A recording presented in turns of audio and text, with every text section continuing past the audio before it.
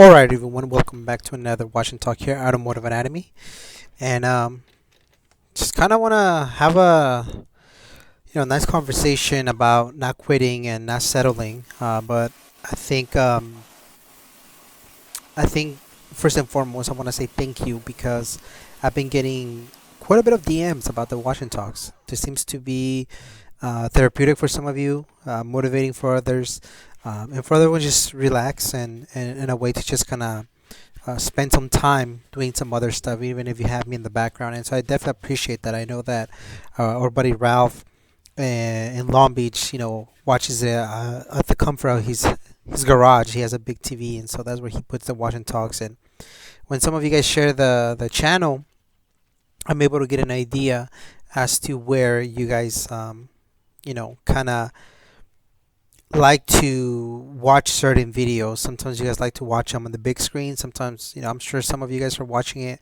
with your phone sideways, two fingers on top and one on the bottom with your headphones, and so I just want to say that the support does not go unnoticed, and nor does it go taken into, just for granted. I think that it's amazing for me to be able to speak in some sort of way. I wish I could have a conversation with all of you because I'm sure that at some point you guys would want to interrupt me and say, "Oh yeah, this is how I relate, or this is how I see things," um, and not necessarily that you guys agree with me 24/7 because I know you don't.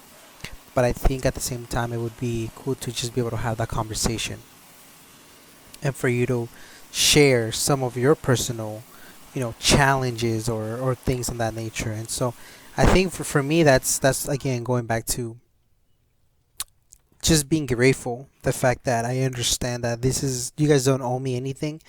This is not something that I'm entitled to, and your attention, your time means a lot because I know that you guys can definitely find a million and one other things to spend your time, but you're choosing to do it here. And that again, it's crazy for me just to even imagine. But I think I want to start off the conversation by a quote by Jocko Willink.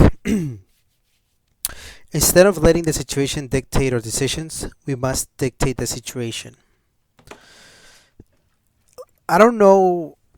I don't know when or where the moment begins when we're afraid to take chances, because I think when we're young, like little young, like 5, 6, 7, 8, 9 years old, and you ask those young kids, "What do you want to be?" They say, "I want to become astronaut, a race car driver, a basketball player, a police officer, a teacher." All these different careers. Sometimes they think of five different careers in one.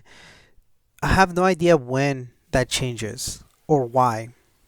We start putting limitations that sometimes do exist, don't get me wrong, but sometimes we put limitations on ourselves that we shouldn't. And as of lately, I've been having a little bit of a challenges dealing with, um, just different things that come my way that I wasn't prepared for. Now, in the grand scheme of things, they're great. They're great things. They're not super bad things. They're not things that are really affecting my livelihood, um, nor my health. And so those are the things that really, to me, once you don't have your health, nothing else matters. The car thing doesn't matter. Um, Money doesn't matter. Material things doesn't matter. And I think we all can agree when it comes to that. I think we can all agree for the most part that money's as a tool, and so the way you choose to handle that tool can dictate a lot of the different stresses or luxuries or pleasures or lifestyle that we have. You can make a lot of money but spend a lot of money, and that's gonna get you in a hole. Then, if you were to make a little bit of money but you save quite a bit of money, well, situations situations can dictate a lot of different things. But I think, if I'm not mistaken, if I'm not interpreting that quote by Jocko, it's saying, the good old life happens for you and not to you, something that Ed Milet loves to say in his podcast. So life's gonna happen, And I'll be honest with you guys, recently I was dealt a small situation that I did not see coming. And it was one amazing to be able to be in a situation where it it doesn't affect me in the grand scheme of things. Two, my wife was very supportive, and she's like, "Hey, don't worry about it."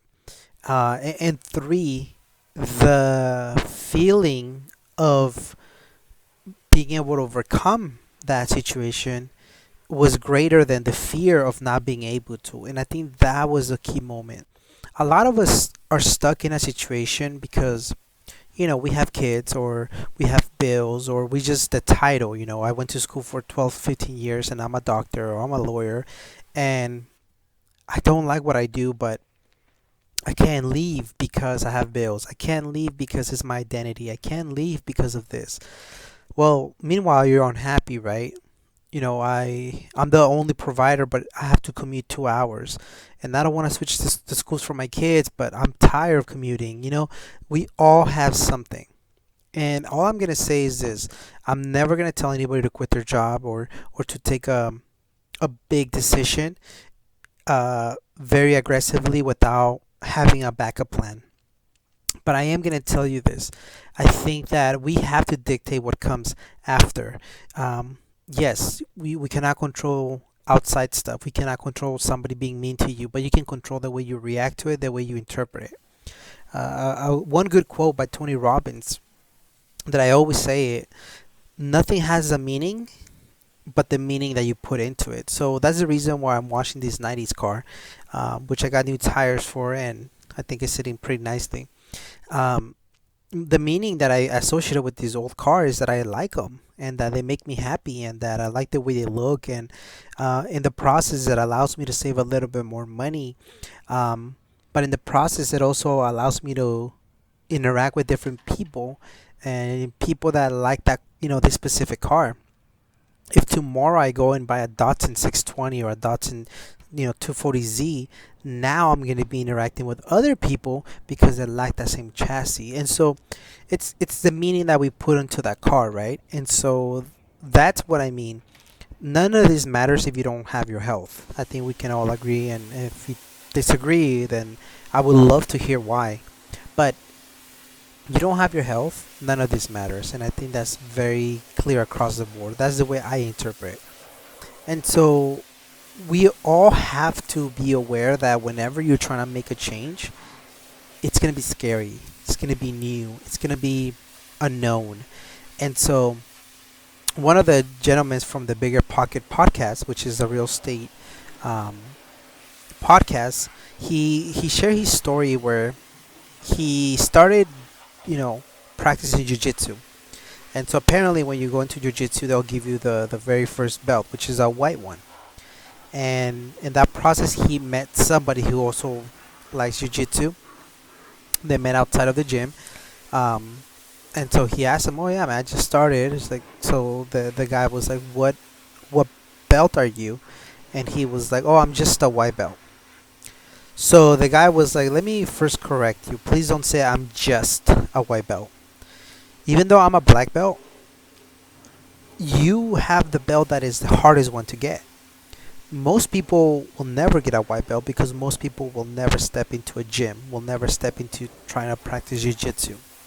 So don't minimize, don't downplay how important that white belt is.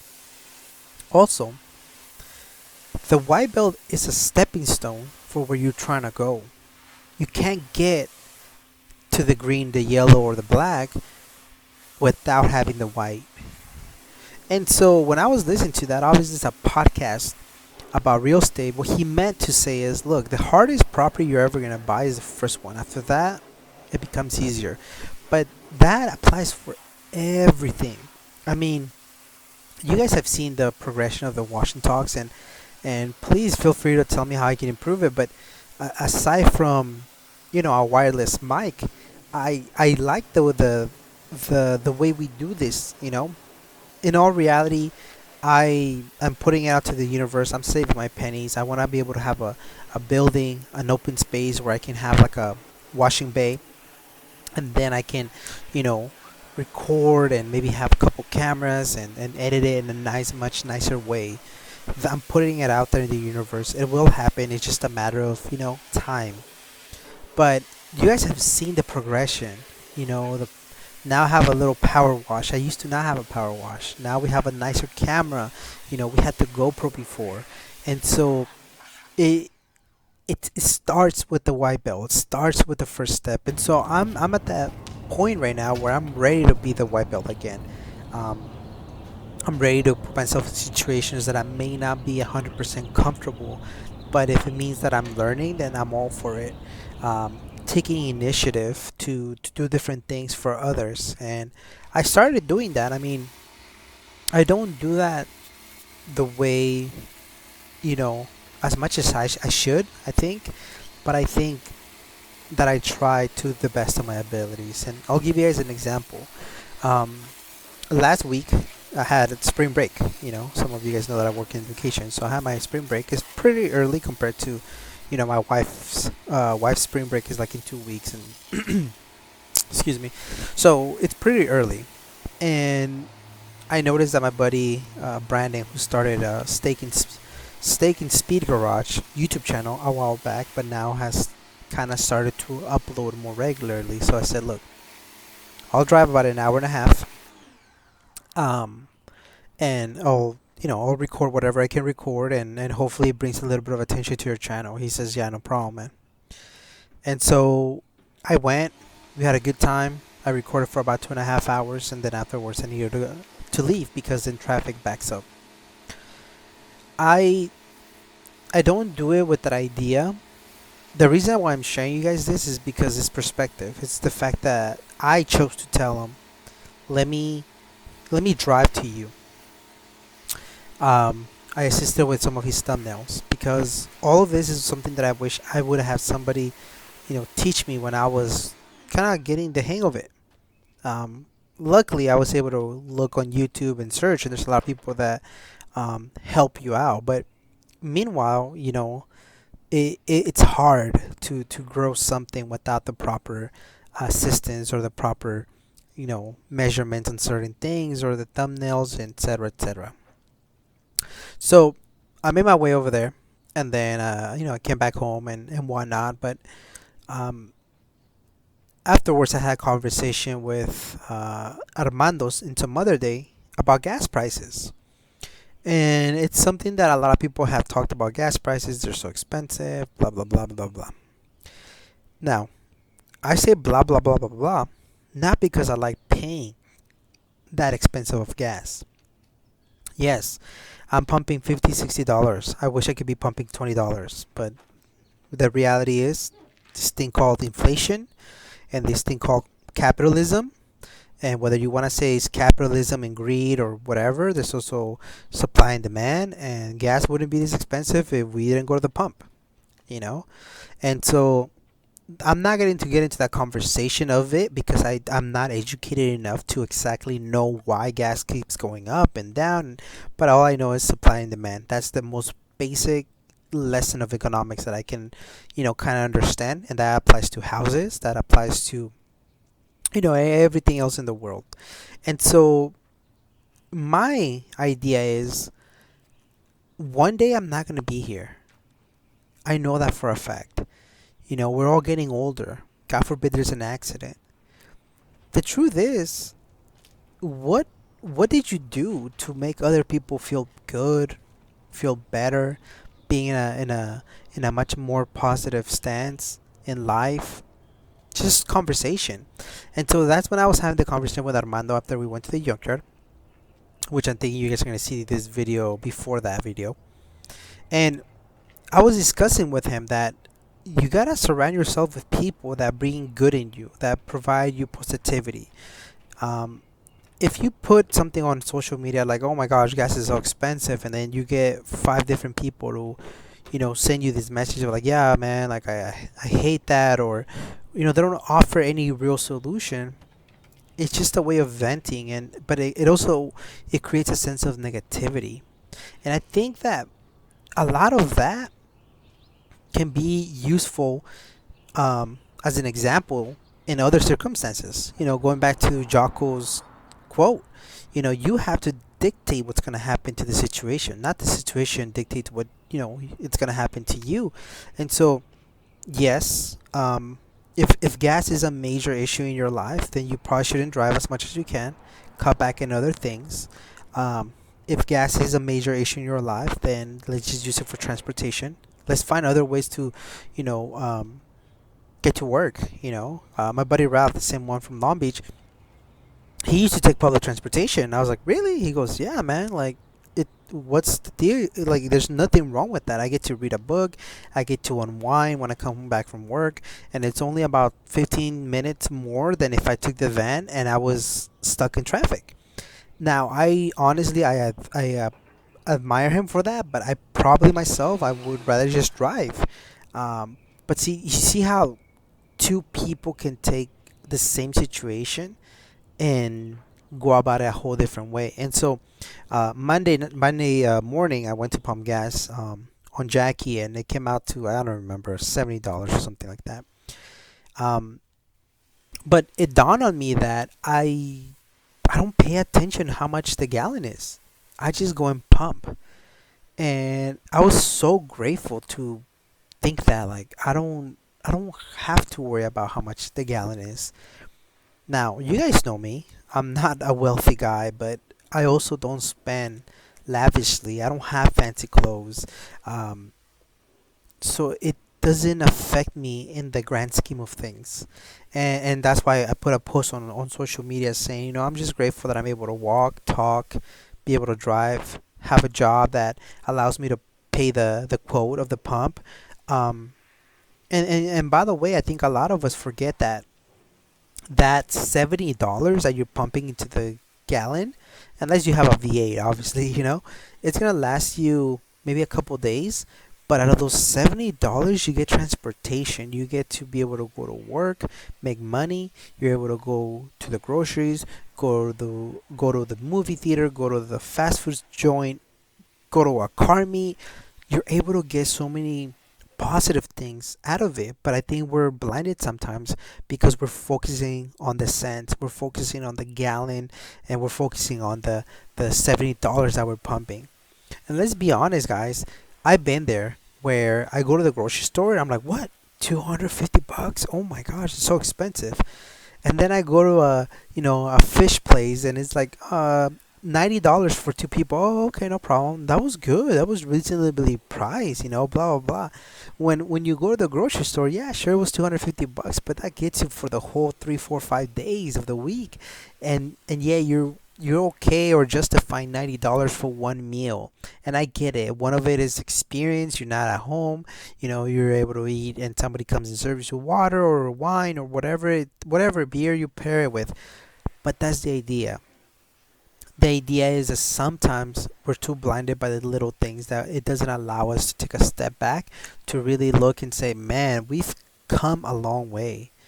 There's another quote that says, remember what you be no, no be thankful that you have what you once wish you had. So, or something along the lines. I know I butchered that a little bit, but in essence, what I'll give you guys an example. When I used to live in a place where I no longer lived, I had the Subaru STI.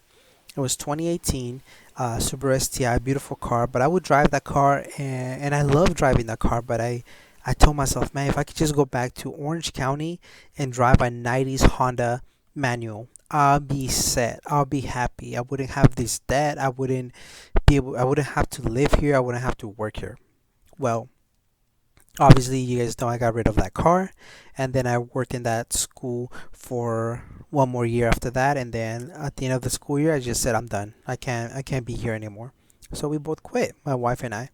Now my wife loved where she worked. She wasn't thrilled about where we lived, but she kind of just had already, mm, you know, set up her mind, and she was like either way. But I know for her it was scary to leave a place that she really enjoyed working with certain people, and so she at the end of the day, I think she supported me, and she said, you know what, I believe that we're gonna be okay, and so we made the move back.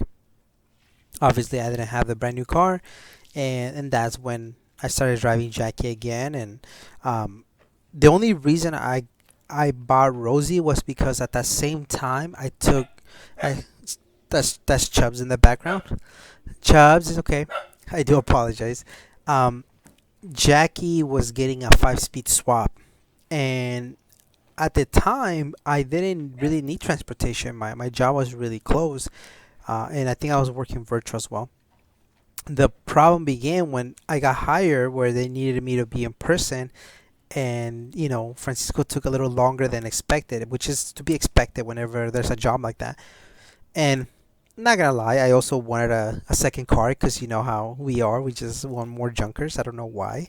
And I ended up buying this one after looking and looking, and really, I mean, again, the wife's been super supportive. She gave me the green light on getting like an M3, or, you know, even a Porsche. Like she's like, if you want it, then get it. And I think that's gonna be your toy for the next couple months, and we save, and that's fine.